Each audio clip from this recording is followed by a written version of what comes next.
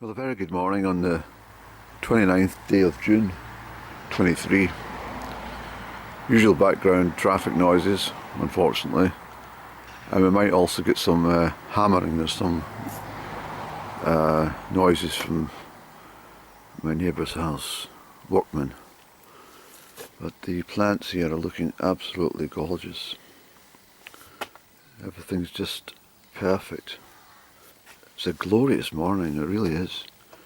I'm off in an Aberfeldy run. These calendulas really are coming to shape and form, aren't they?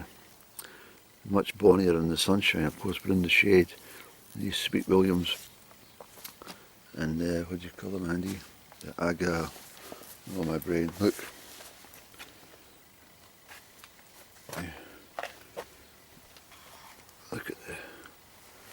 Look at the florets on these ones. Look at this bubble. That's a really nice plant. Geraniums and stuff. The queen bee was chucked out the nest last night. Either that she committed kamikaze. I spoke to her and I gave her a little bit honeysuckle. And she's dead now, but just left nature to do its thing. But I was with her in the last moments, and I think she was pleased that I gave her a little bit of honeysuckle just to relax against and think about the nectar and pollen and stuff, you know. These African daisies were doing alright, but I dead-headed them all yesterday, so that she'd come away. I need to put some water in that one actually. Despite the rains, I put them out in the rain onto the pathway like these ones yesterday. But it's already dried up. Plants get very thirsty. These Nemesias have done extremely well. I haven't really... Oh, the scent is absolutely amazing. But I haven't taken the full benefit of these because they're at the front door and I'm not often using my front entrance. But look at the colours here. Isn't it gorgeous? It's really, truly gorgeous flowers. The pink ones, for some reason, didn't do very well. These are strawberries. Where's the pink one? Yes, it's in here. I think it just got too shaded. So I lost one. And what's this one again? I think these are called agaricums. These purple, they're a bonny plant. And these are the nasturtiums that I grew from seed and transplanted in here. So they're doing really well. Look at the size of these ones. And I've put some flowers in. These geraniums don't last long. The rain washes off the petals, but what I do is cut them back and then they'll come again. The African daisies in here are much more settled. They like this spot for some reason. And these are the purple asters, which are, well, they're alright. They should be a little bit higher than that. This plant, the last time I showed you, and I forgot the name, but it's called Jacob's Ladder. It's a very fine colour. Well, I've got a few of them spotted around. And this is the mint that I refused to put into the garden because it spreads so quickly. But it's doing very well. This mint has been so I have to start using it. I've got lots of mint in the garden actually. I don't want any. Yeah, so I'll get some mint tea on the go with this one. I might even make some mint ice cream or something.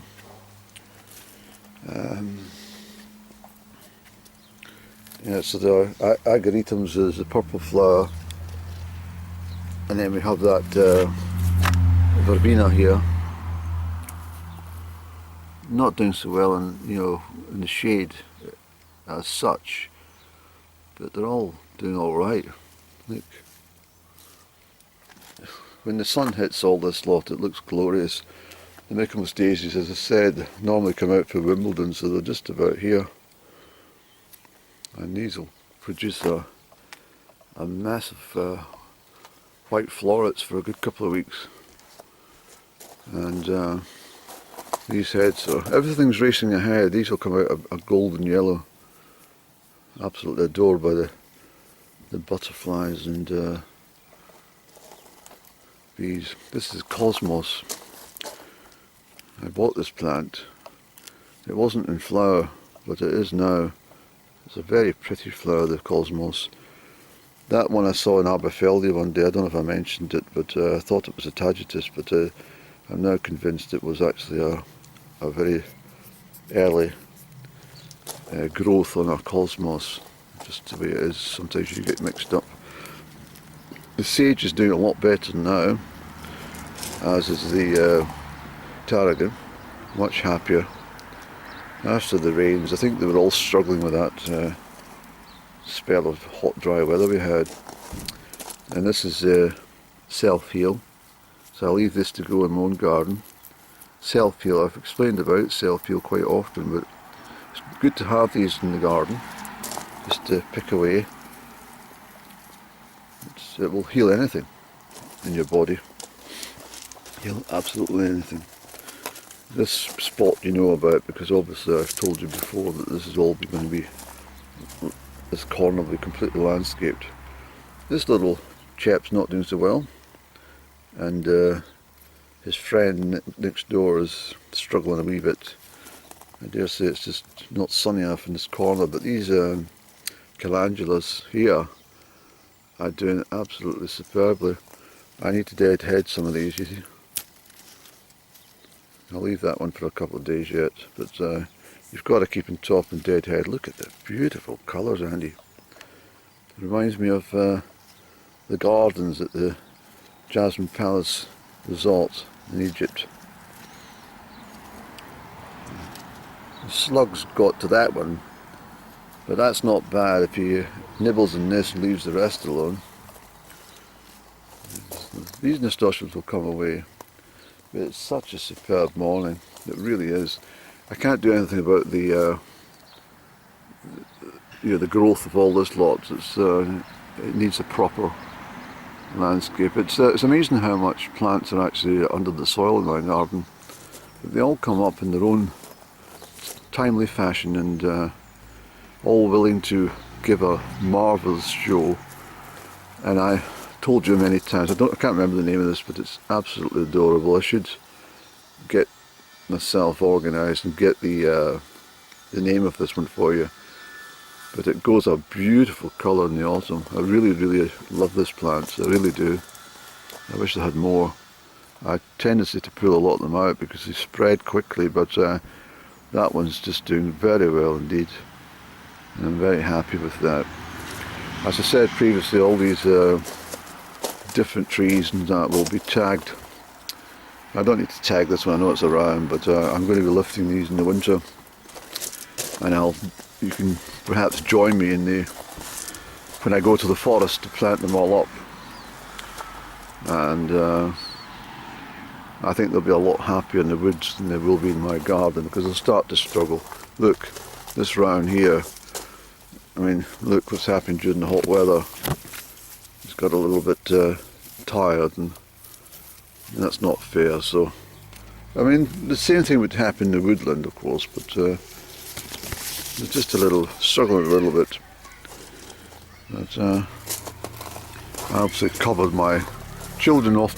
So hopefully this is for the final day of school, is it? No noisy children heading down towards the bus. But this is the coverings I've put on to protect my wood stock. And you can see all the, well, this is the honeysuckles all been washed off with the rain, but this was a hive of absolutely, well, the scent last week, the last 10 days was just amazing out here in the evening, and the bees were absolutely loving it all. They were really busy here.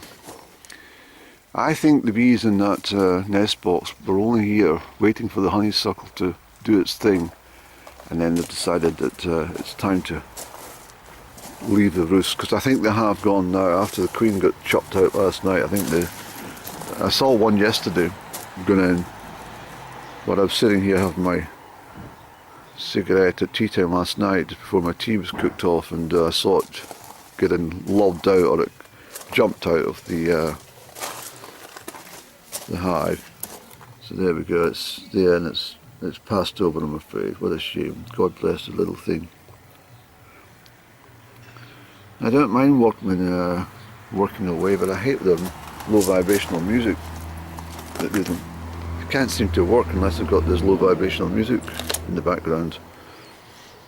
But, so these calendulas here that I seeded, these will be transplanted over into this container here. Once the bluebells have died back enough, I'll get to work and put new soil into that. And the parsley, I've been using this parsley quite a bit. I need to take this one. Very disappointed. That's hemlock. Shouldn't be there, so that needs to be coming out. The fairies must have brought that to my garden. I don't know why, but it certainly needs to come away. Can you hear the low vibrational music in the background? It's a complete nonsense. I mean, it's bad enough somebody chapping and making a damn racket on a beautiful morning, but low vibrational music. I think I need to go and put some Chopin on or something. Or no, maybe a bit louder than Chopin, any. I think we'll put on some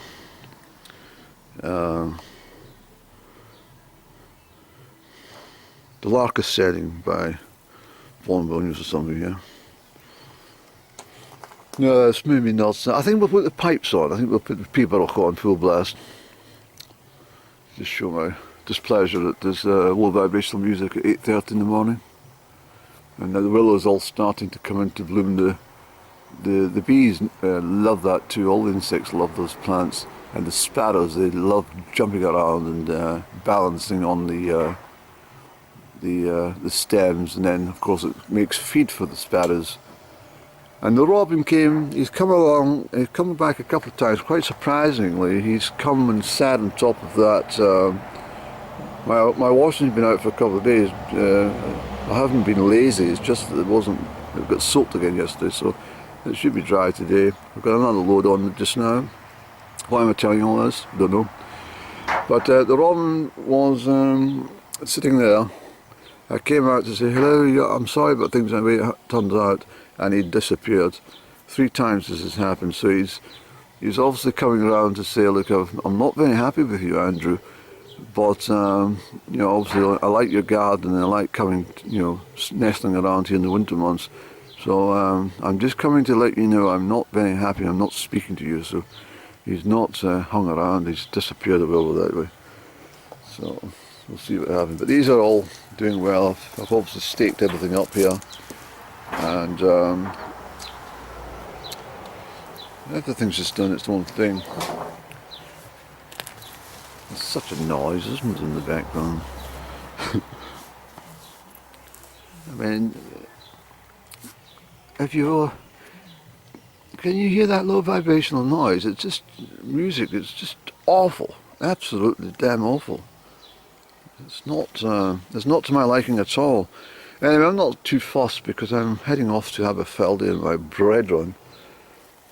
I've got a loaf still from last week, but I decided I might be travelling next week, so I think I'm going to stock up and make sure it's all there. Yes, this is hemlock. This has got to go. It's not. It should not be there. But watch yourself. If you are removing hemlock, you need to make sure you're wearing gloves and don't get any of the juices. Don't hack at it, because the juices can blind you, you see. So that will have to be snipped and gently discarded. But yeah, just letting things do their own thing just now. You can't keep on top of a garden during July, it's impossible.